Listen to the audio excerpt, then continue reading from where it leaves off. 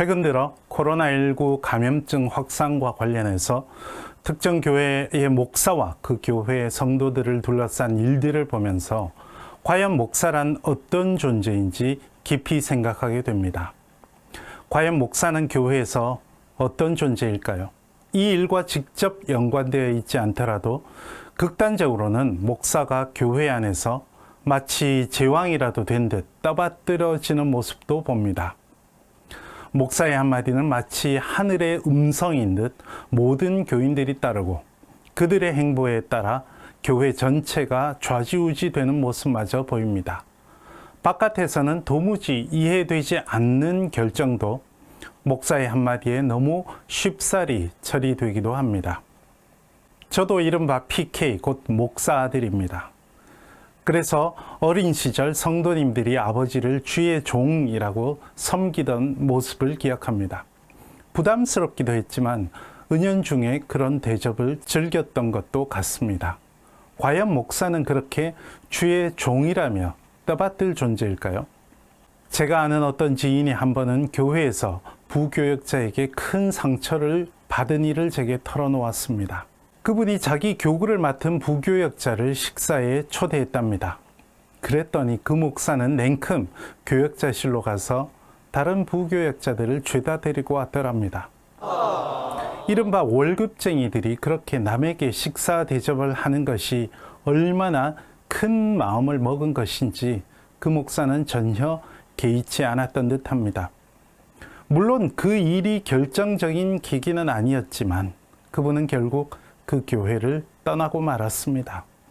사회생활을 전혀 해보지 않고 신학교 학부와 신학대학원을 졸업한 목사들은 교회에서 자신의 지위를 대단히 과대평가하고 당연히 대접받아야 한다고 여길 위험이 있습니다. 특히 설교단에서 하나님의 말씀을 전한다는 목사의 직무는 더욱 회중들을 무시할 위험을 높입니다. 설교하는 자리에 있다는 이유로 평신도를 모든 면에서 가르치려 든다는 것입니다. 물론 신학 분야의 전문적인 교육을 받은 것은 사실입니다. 하지만 그것이 평신도 위에 군림할 자격을 주지는 않습니다. 더군다나 설교를 듣는 회중들은 모두 제각각의 분야에서 전문가들입니다. 또 교회가 계층이 구분되는 것도 아닙니다. 그러니 유독 목사들이 더 대접받아야 하고 교회에서 절대적인 목소리를 내야 할 까닭이 전혀 없죠. 목사는 예배와 여러 의식을 집례하고 설교하며 신방을 통해서 성도들을 위로하고 영적으로 돌봐주는 직무를 담당하는 사람들입니다. 집사, 권사, 장로 등의 직분과 차등해서 볼 존재가 아닙니다. 다만 교회의 일을 전담하기 때문에 교회가 그들의 생계를 책임져 주는 것이죠. 구약 성경에서 레위 지파도 성막과 그 이후 성전의 일을 도맡아 했기 때문에 따로 땅을 분배받지 않고 나머지 지파들이 그들이 살 성읍을 내주고 그들이 먹고 살 수 있도록 세금을 부담했죠. 그렇다고 해서 제사장과 레위인 지파가 다른 지파 위에 군림하지는 않았습니다. 그러니 오늘날도 목사들이 평신도들 위에 군림하려 들거나 대접받기를 당연하게 여긴다면 크게 착각하는 것입니다. 더욱이 목회자들은 목회의 일에만 전념을 하죠. 하지만 평신도들은 일상의 생계를 이어가기 위해서 직업이 따로 있습니다. 그리고도 교회의 여러 곳, 특히 잘 보이지도 않고 힘들고 시간도 들고 돈도 드는 봉사를 묵묵히 합니다. 목사들은 무엇보다도 그들이 얼마나 소중하고 귀중하며 존경스러운 동역자인지 분명히 알아야 합니다. 그리고 목회는 그들을 섬기는 일임을 분명히 알고 있어야 합니다. 우리 주님께서 말씀하시지 않았습니까? 내가 주와 또는 선생이 되어 너희 발을 씻었으니 너희도 서로 발을 씻어주는 것이 옳으니라. 요한복음 13장 14절에서 하신 말씀이 아닙니까? 이제 앞으로는 교회도 목회도 목사도 크게 달라질 것 같습니다.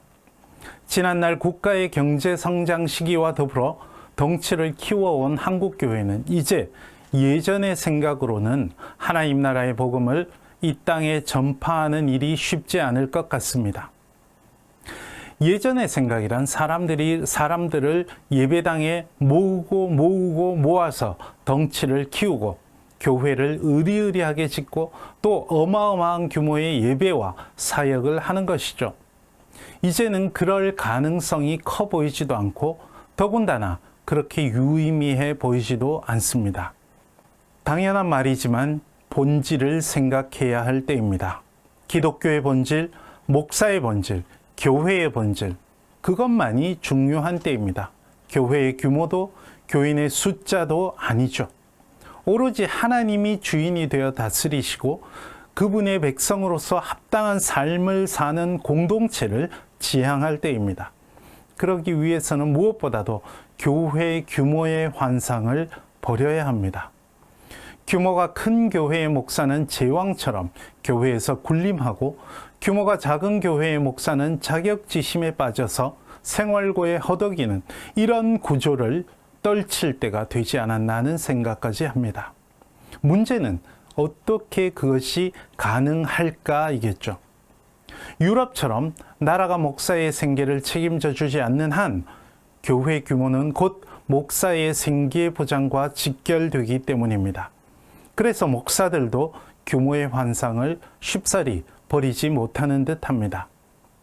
우리는 코로나19 사태를 겪으면서 논란도 많지만 어쨌거나 가시적인 예배당이 아니더라도 예배를 드릴 수 있다는 경험을 했습니다.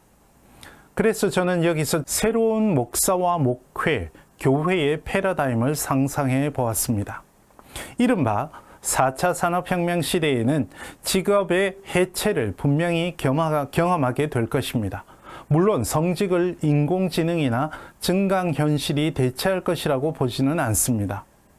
하지만 물리적이고 가시적인 예배당 지향주의와 목사가 떠받들어지는 교회 공동체의 모습은 바뀌어야 하고 그렇게 될 듯합니다.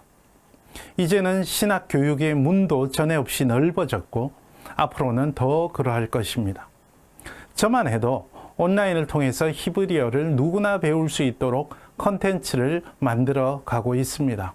그리고 구약 성경을 해석하는 방법론 수업도 유튜브 채널에 게시해 놓았습니다. 앞으로도 제 분야의 학문은 온라인을 통해서 누구나 접할 수 있도록 만들어 나갈 생각입니다.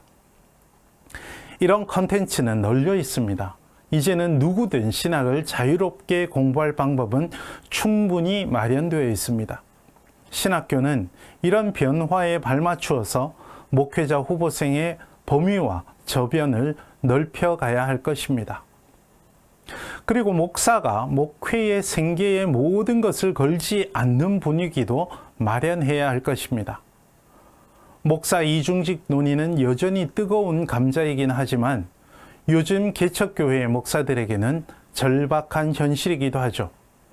주중에는 대리운전 등으로 생계를 이어가고 주일에는 개척교회 목회 활동을 하는 목사님 이야기는 이제 더는 낯설지 않습니다. 바울이 전도 여행을 하면서 일도 병행했던 것처럼 이제 교회도 새로운 목회와 목사의 패러다임을 심각하게 고민해야 할 것입니다. 아무나 목회자가 되어서는 안 되지만 누구나 목회자가 될 수 있어야 합니다. 목회자의 자질을 판가름해 주는 것이 신학 교육일 텐데 그것을 위해서 신학교도 발맞추어 심각하게 고민해야 할 것입니다. 그래서 저는 작은 교회가 이상적인 모델이 되는 때를 꿈꿀 필요가 있는 듯하고 그것이 바람직하다고 봅니다. 더불어 온라인 교회 공동체의 정체성에 대한 논의도 심각하게 해볼 필요가 있다고 생각합니다. 목사가, 교회가, 개신교가 마치 감염증 확산의 소굴처럼 내비치기까지 하는 이때 우리는 정치적 논리의 좌우로 휘말려서는 안 되겠습니다.